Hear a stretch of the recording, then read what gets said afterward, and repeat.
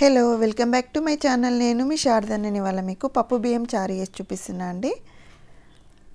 చాలా సింపుల్గా ఇంట్లో ఏం లేనప్పుడు అప్పటికప్పుడు వండుకొని తినాలనిపిస్తే ఇలా చేసేసుకొని తింటే చాలా బాగుంటుంది అండ్ టేస్టీ కూడా ఉంటుంది. సింపుల్గా వేసేసుకోవచ్చు అండి, పెద్ద ప్రాసెస్ కూడా ఏమి ఉండదు. పక్కకు చారు చేసుకొని తినాలి, ఇంకా చాలా బాగుంటుంది. ఫుల్ వీడియో చూడండి.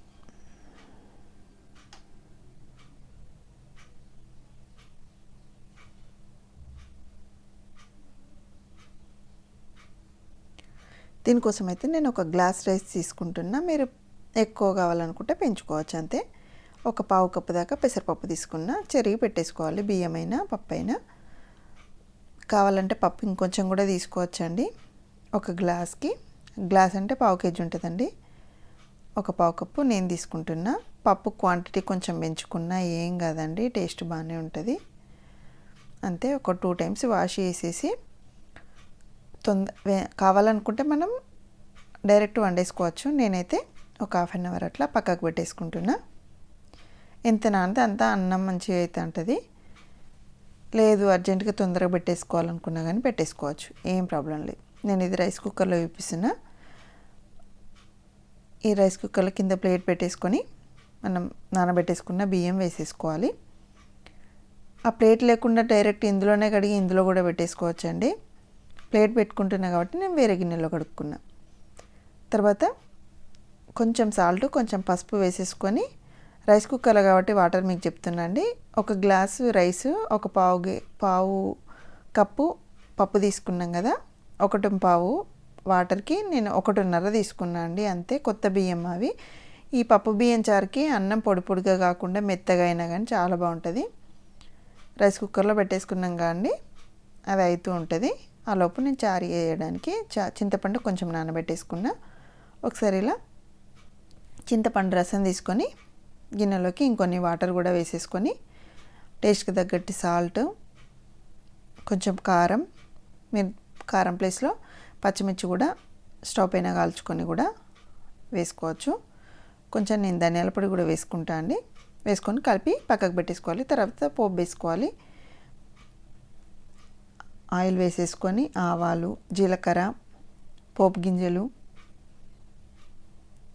వేసేసుకోవాలి. అవి కొంచెం ఫ్రై అయిన తర్వాత ఇందులోనే కరివేపాకు, కొంతమంది నేను మిరపగింజలు ఉన్నాయి కానీ దాని ప్లేస్లో నువ్వులు కూడా వేసుకుంటారు కొన్ని సైడ్లో.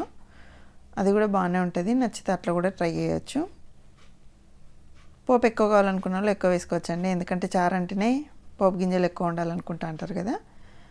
కొంచెం పసుపు వేసేసుకొని, కావాలంటే కొంచెం వెల్లుల్లి రెబ్బలు కూడా వేసుకోవచ్చు. ప్రజెంట్ అయితే నేను వేయలేదు. అంతే అండి. స్టవ్ ఆఫ్ చేసేసుకొని పోపు అందులోకి వేసేసుకోవడమే. వేసేసుకొని మనకు నచ్చిన అన్ని ఉల్లిపాయలు వేసుకోవాలండి. పచ్చి ఉల్లిపాయలే. నేనైతే ఇదేం మరగబెట్టి వేయట్లేదండి చారు. దీంట్లోకి ఇలా ఉంటేనే బాగుంటుంది చారు. మరగబెట్టి వేసుకునే చారు నేను మళ్ళీ ఒకసారి చూపిస్తాను అండి. అంతే. ఇలా ఆనియన్స్ కొంచెం ఎక్కువనే తింటాం మేము. ఇలా కట్ చేసేసుకొని వేసేసుకోవడమే. అంతే, చారు రెడీ. రైస్ కుక్కర్ కూడా ఒకటికి ఒక 2 సార్లనన్నా కలుపుకోవాలి మధ్య మధ్యలో, ఎందుకంటే కింద ఉన్న అన్నం అలానే ఉండిపోతూ ఉంటుంది కాబట్టి మధ్యలో ఒకసారి కలుపుకోవాలి. పావుకి గ్లాసున్నర పోసుకున్నా అండి. ఇంకొక పావు దాకా పోసుకున్నా ఏం కదా, అన్నం మెత్తగైనా చాలా బాగుంటుంది. నేను కొంచెం పొడి పొడిగానే వండుకుంటున్నా. అంతే, సింపుల్గా పప్పు బియ్యం, కొంచెం ఉప్పు, కొంచెం పసుపు సరిపోతూ ఉంటుంది.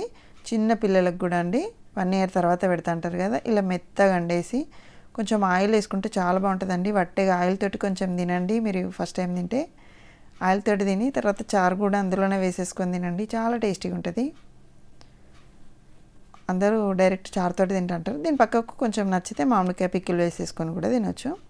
అంతే అండి, పప్పు బియ్యం చారు ready. Thank you for watching. Please subscribe my channel.